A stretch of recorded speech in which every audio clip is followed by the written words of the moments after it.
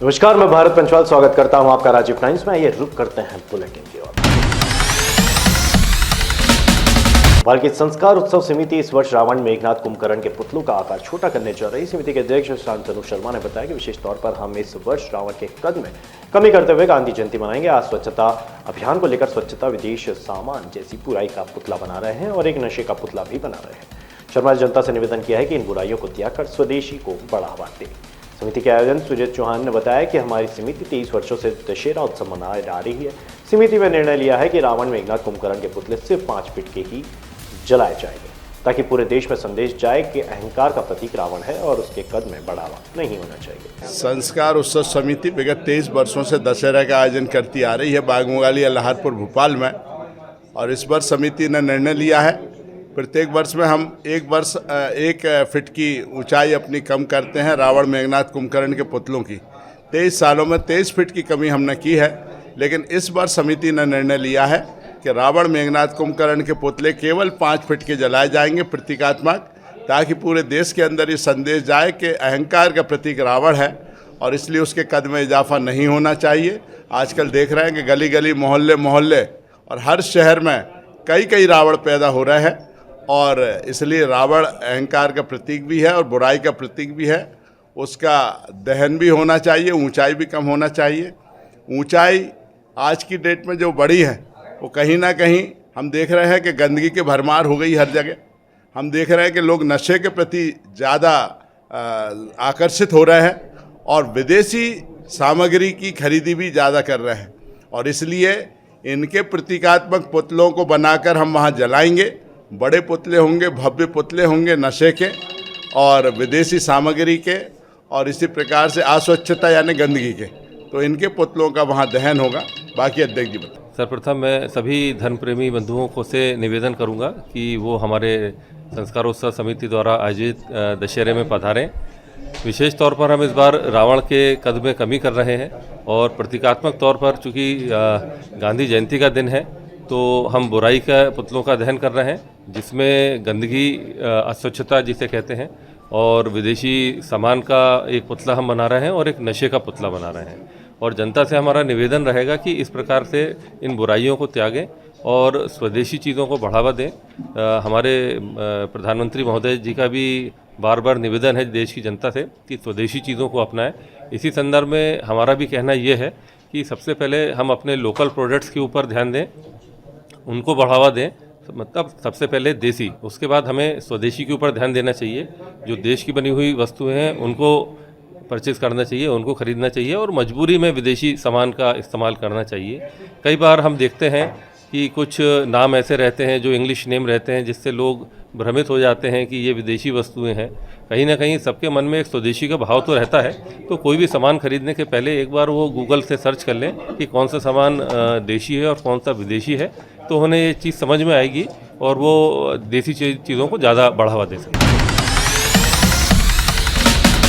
आइला Mohammad poster की वजह से मचे बवाल के बाद अब नया पोस्टर लोगों को ध्यान खींच रहा है। ये पोस्टर पीसीसी कार्यालय भोपाल के बाहर कांग्रेस प्रवक्ता प्रवीण डोलपुरे ने लगाया है। आई लव राहुल गांधी के इस पोस्टर से राजनीतिक गलियों में एक नई बहस छिड़ गई है, जिसको लेकर प्रवीण डोलपुर ने कहा है कि इस पोस्टर का मूल उद्देश्य देश में फैली नफरत की मोहब्बत में बदलना है। इस कारण राहुल गांधी ने पूरे देश के अंदर पूरब से पश्चिम और उत्तर से दक्षिण तक लगातार ऐतिहासिक पदयात्रा की थी। देखिए, इस पोस्टर का मूल उद्देश्य जो है, जो देश में नफरत का माहौल बनाया गया है, उस माहौल को मोहब्बत की दुकान के रूप में बदलना है। लगातार राहुल गांधी जी पूरे देश के अंदर पूरब से पश्चिम, उत्तर से दक्षिण ऐतिहासिक पदयात्रा की थी, और एक उद्देश्य यही था कि नफरत के माहौल को ख़त्म करके प्यार की परिभाषा लोगों को सिखाना है, माहौल बनाना है प्यार का। और इस संविधान की किताब में उल्लेखित है आर्टिकल 25 में कि हर मज़हब, हर वर्ग को स्वतंत्रता है धार्मिक। उस धार्मिक स्वतंत्रता के साथ जो खिलवाड़ ये नफरती चिंटू कर रहे हैं, उनको संदेश है कि राहुल गांधी का एक एक बब्बर शेर जब आप लोकतंत्र को खंडित करने का प्रयास करेंगे, उसके लिए एक एक बब्बर शेर खड़ा हुआ है। और इस देश के अंदर जो आवाज़ है गरीबों की, किसानों की, बेरोजगारों की, उस आवाज़ का नाम है राहुल गांधी। वो अकेला सब पे भारी है। ये नफरती चिंटू सुन लो, कांग्रेस जय भीम, जय बापू, जय संविधान के साथ हिंसात्मक रूप से, हिंसा के रूप में नहीं, उस भाव के साथ हम बढ़ रहे हैं, तो पूरे देश के अंदर इन चुनटुओं को मुंह तोड़ो जवाब मिलेगा। भाजपा सांसद प्रज्ञा सिंह ठाकुर का विवादित बयान सामने आया है। साध्वी ने साफ कहा है कि मंदिरों में गैर हिंदुओं से प्रसाद न खरीदे। इतना ही नहीं, उन्होंने लोगों से ऐसे व्यक्तियों की ठुकाई करने तक की बात कह डाली। प्रज्ञा सिंह ठाकुर यही नहीं रुकी, उन्होंने महात्मा गांधी और देश के पहले प्रधानमंत्री जवाहरलाल नेहरू पर भी सीधा हमला बोला। उन्होंने कहा कि देश को आज़ादी बिना कड़क और बिना ढाल मिली, लेकिन देश के प्रधानमंत्री बनाए गए ऐसे व्यक्ति को जिसने देश के लिए कोई सेवा नहीं की।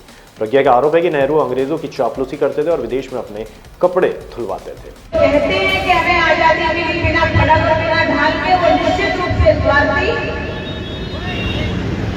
और सत्ता लोग थे।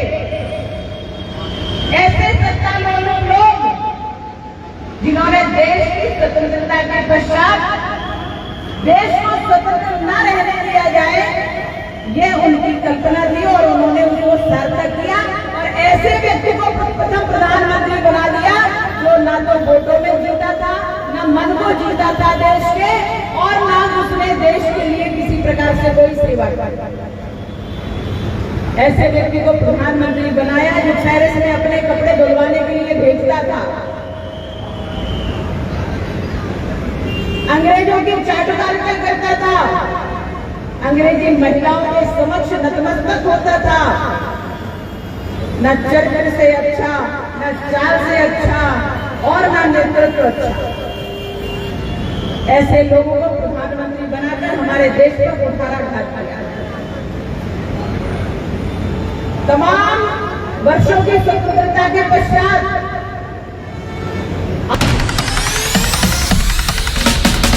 मध्य प्रदेश के नेता प्रतिपक्ष मनोज सिन्हा ने आज होने वाली मानवाधिकार आयोग की बैठक पर गंभीर सवाल खड़े किए हैं। उन्होंने कहा कि आयोग न्याय का मंदिर है, इसी की नींव संवैधानिक मूल्यों पर रखी गई है और इसकी नियुक्तियों में पारदर्शिता जरूरी है। सिन्हा ने मुख्यमंत्री से अपील की है कि इस चयन समिति में जनता के अधिकारों और न्याय की भावना का सम्मान हो। उनका कहना है कि प्रस्तावित नियुक्तियों पर कई तरह की आपत्तियां उठाई गई है और अगर इन्हें अनदेखा किया गया तो ये न्याय प्रणाली पर सवाल खड़े करेगा।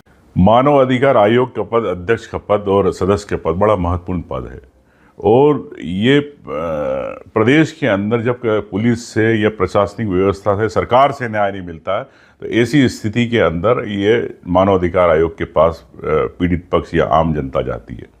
इस पद पे अगर सरकार के ऐसे कुछ रबर स्टाम्प लोग अगर बैठेंगे जो पात्र नहीं है तो ऐसी क्या, मैं समझता हूँ कि उस पद के प्रति न्याय नहीं होगा।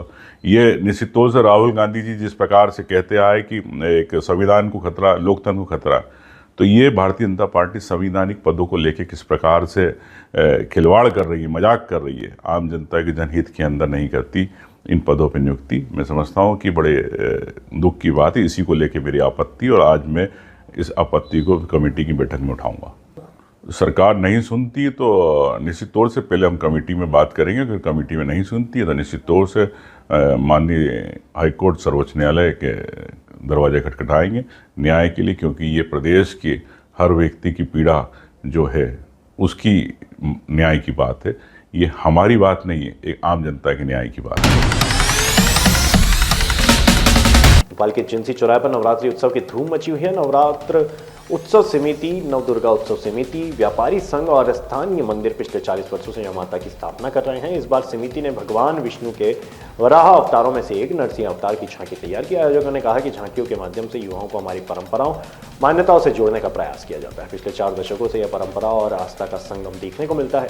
आयोजक ये भी कहते हैं कि इस आयोजन की खासियत है गंगा जमुनी तहजीब, जहाँ हर वर्ग और हर धर्म के लोग मिलकर झांकी को सजाते और कार्यक्रम में शामिल होते हैं। आजीवन दुर्गा उत्सव समिति, व्यापारी संघ, जिंसी चौराहा रविदास मंदिर के द्वारा 40 वर्षों से इस जिंसी चौराहे पर इस झांकी को बैठाते हुए आ रहे हैं और हमारी झांकी की विशेष व्यवस्था यह है कि हमारा जो चौराहा है उसको सभी वर्ग मिलकर गंगा जमुना तहजीब के अंतर्गत हम सब लोग इसका सहयोग करते हैं और इसी प्रकार उनका असुविधा नहीं होती, हमें उनका सहयोग मिलता है। इसलिए हम झांकी बिठाते आ रहे हैं, सबका सहयोग हमें मिलता रहे। बोलो जय माता दी। भोपाल में एक पोस्टर ने सियासी हलचल तेज कर दी है। पोस्टर पर लिखा है आई लव राहुल गांधी। इस पोस्टर को लेकर भाजपा ने कांग्रेस पर निशाना साधा। भाजपा प्रवक्ता मैदान ने आरोप लगाया है कि कांग्रेस अब सिर्फ पोस्टरबाजी और सोशल मीडिया तक सीमित रह गई है। कहना है कि कांग्रेस पार्टी जानबूझकर तुष्टीकरण कर रही है और एक वर्ग के वोट पाने के लिए इस तरह की राजनीति कर रही है। भाजपा का यह भी आरोप है कि कांग्रेस देश में अराजकता फैलाने वाले षड्यंत्रकारी तत्वों के साथ खड़ी रहती है। प्रवक्ता ने सवाल उठाया कि जब देश आतंकियों को मारता है तो सवाल कौन खड़े करता है? यही लोग। उन्होंने कहा कि ऐसे लोग सत्ता में आने पर देशभक्ति की बातें तो करते हैं, लेकिन असल में ये देशभक्त नहीं है। देखिए, पोस्टर तक सिमटी हुई कांग्रेस पार्टी है जिसकी राजनीतिक मुद्दे ना समझ बची है, ना राजनीतिक मुद्दों के लिए जनता के बीच पकड़ बनी है। अब पोस्टर और सोशल मीडिया पे तो कांग्रेस पार्टी चल रही है और जिस उद्देश्य को लेकर पोस्टर वार किया गया है, ये सीधे सीधे हिंदुओं को नीचा दिखाने के लिए, और लगातार हिंदुओं को नीचा दिखाने में कांग्रेस पार्टी के नेता प्रतिस्पर्धा करते हैं। कैसे भी कर कर हिंदू संस्कृति को चिढ़ाना, नकारना और तुष्टीकरण की राजनीति करके सिर्फ और सिर्फ एक वर्ग के वोट लेने की राजनीतिक जो मंशा रहती है उस हेतु को लगाने के लिए करा है, जिसमें एक शब्द उन्होंने लिखा, आई लव इंडिया। अरे इंडिया के खिलाफ तो लगातार भारत के खिलाफ षड्यंत्र करने वाले लोग षड्यंत्रकारी शक्तियों के साथ मिलकर इस देश पे कैसे अराजकता फैले, कैसे वर्ग हिंसा हो और इस सत्ता पे काबिज हो सके, इसके लिए योजना बना रहे हैं। अब देश का पराक्रम जब आतंकियों को मानता है तो सवाल कौन खड़े करता है? यही खड़े करते हैं। तो ना ये देश से प्रेम करते हैं, ये सत्ता लोभी हैं जो सत्ता में आकर देश के खजाने को अपनी तिजोरी में भरने की मंशा रखते हैं और ये कर भी दिखा चुके हैं। उनका कहना है, कांग्रेस का कहना है कि नफरत के बाजार में मोहब्बत की दुकान फैला रहे हैं राहुल गांधी। देखिए, मैं आपसे वही तो कह रहा हूँ, नफरत करता कौन है? आज सबका साथ सबका विकास पूरे देश में इस भावना के साथ देश प्रगति कर रहा है, प्रदेश प्रगति कर रहा है। तकलीफ किसी को हो रही है तो वही एक राजनीतिक दल है जो लगातार जिहादी ताकतों को मजबूत करता है, आतंकवादियों को मजबूत करता है और ऐसी शक्तियों के साथ साठगांठ करके इस देश में अराजकता फैलाना चाहता है। तो कांग्रेस पार्टी है, लगातार प्रयास कर रहे हैं कि कैसे भी कर ये सत्ता में आ जाए, क्योंकि जनता के विश्वास तो जीत नहीं पा रहे हैं। अब अराजकता और वर्ग हिंसा फैलाकर अपनी जगह तलाश रहे हैं और इसमें ये कामयाब नहीं होंगे।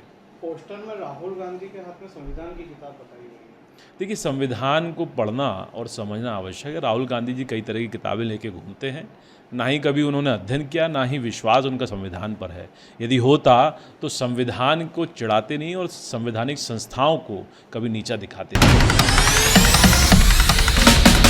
हमीदिया कॉलेज की पुरानी और जर्जर इमारत का एक हिस्सा अचानक ढह गया। ये घटना कॉलेज के प्राचार्य कक्ष में हुई जब भवन की छत का बड़ा हिस्सा नीचे गिर पड़ा। गनीमत रही कि इस हादसे में कोई हताहत नहीं हुआ है, वरना बड़ा नुकसान हो सकता था। कॉलेज प्रशासन ने बताया कि कई बार सरकार और अधिकारियों को शिकायत कर चुके हैं कि इमारत बेहद खराब स्थिति में है और इसकी मरम्मत जरूरी है, लेकिन अब तक कोई ठोस कार्रवाई नहीं हुई। इस हादसे ने एक बार फिर सरकारी शिक्षण संस्थाओं की हालत और लापरवाही पर सवाल खड़े कर दिए। देखना होगा कि प्रशासन इस गंभीर मामले में आगे क्या कदम उठाता है। श्री बालाजी एकेडमी में नवरात्र और विजयादशमी का पर्व धूमधाम से मनाया गया। विद्यालय परिसर में विद्यार्थियों ने पारंपरिक परिधानों में गरबा नृत्य किया और भजन प्रस्तुत किया। रामलीला मंचन में श्री राम, माता सीता और रावण के जीवन चित्रण ने दर्शकों को मंत्रमुग्ध कर दिया। रावण दहन कार्यक्रम इस आयोजन का मुख्य आकर्षण रहा।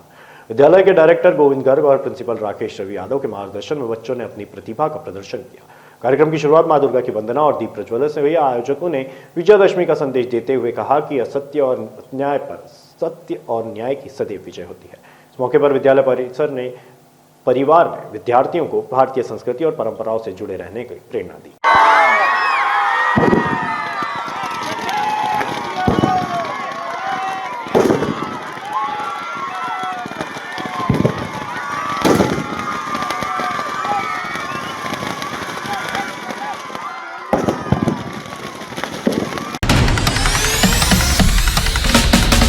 फिलहाल के लिए बुलेटिन में इतना ही। ताजा तरीन खबरों के लिए देखते रहिए राजीव टाइम्स।